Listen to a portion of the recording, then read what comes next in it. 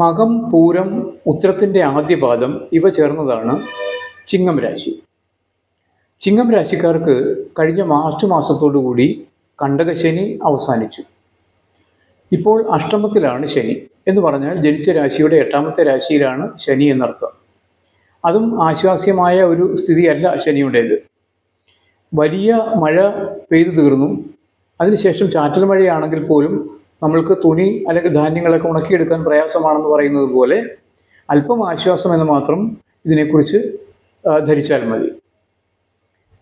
വിവാഹ തടസ്സങ്ങളുണ്ടായിരുന്നവർക്ക് അത് ഏറെക്കുറെ നീങ്ങിക്കിട്ടും. വിദേശ യാത്രകൾക്ക് മുടക്കം വന്നിരുന്നവർക്ക് അതിനുള്ള സാധ്യതകൾ തെളിയും. പക്ഷേ ഇതിനൊക്കെ തന്നെ കുറച്ച് അലച്ചിലുകളും കാലതാമസവും ഒക്കെ വരും എന്നുകൂടി ധരിക്കണം.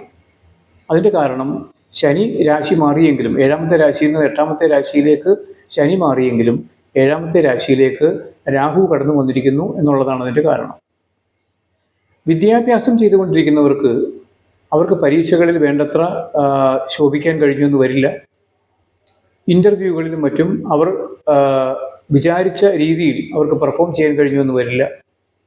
അതേസമയം സന്താനങ്ങളുമായി ബന്ധപ്പെട്ട് സന്തോഷകരമായ അനുഭവങ്ങൾ ഉണ്ടാകും.